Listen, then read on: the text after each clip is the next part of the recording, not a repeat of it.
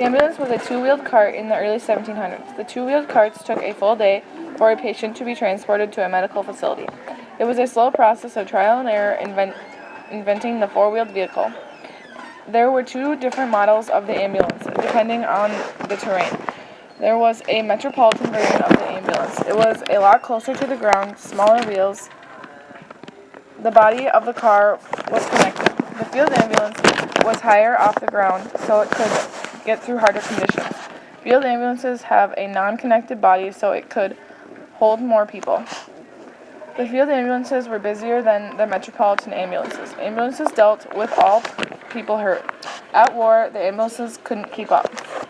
The ambulance was a Dodge 3/4 ton WC series. It started to become in use in 1942. It replaced the half-ton, so there was more space. With having more experience of types of engines and models, any opportunity was taken to improve the ambulance. This model has bigger tires for coming in and out of combat.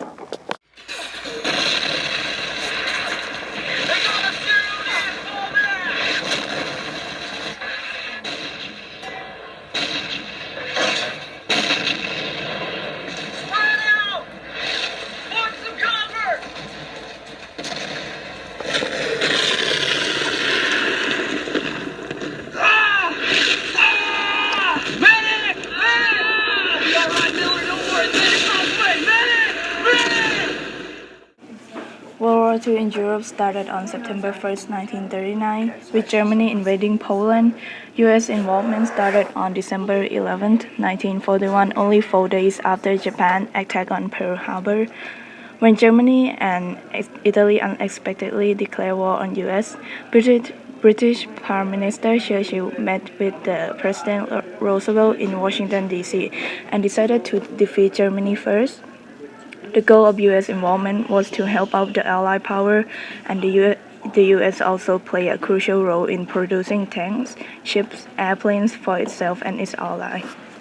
The reason that we have picked the Battle of Stalingrad is that the battle was one of the battles with the most casualty in history, combining military and civilian casualties of nearly 2 million.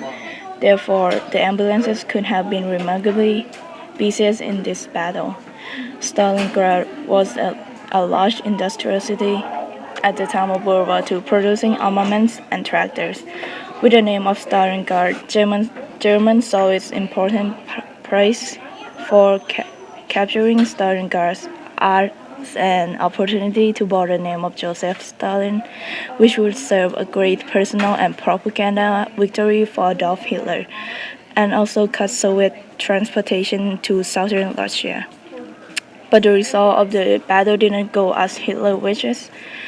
Soviets successfully defended Stalingrad and stopped Germans from advancing into Soviet Union. This battle marked a turning of the tide of the war in favor to Allied power. The Battle of Stalingrad started on July 17, 1942, and ended on February 3, 1943. It was a battle between Germany and Russia. The Germans were led by Paulus. Germany had 1,011,500 men, 10,290 artillery guns, 675 tanks, and 1,216 planes. The Russian army was led by Zhukov. They had 1,500,000 men, 13,541 artillery guns, 894 tanks, and 1,115 planes.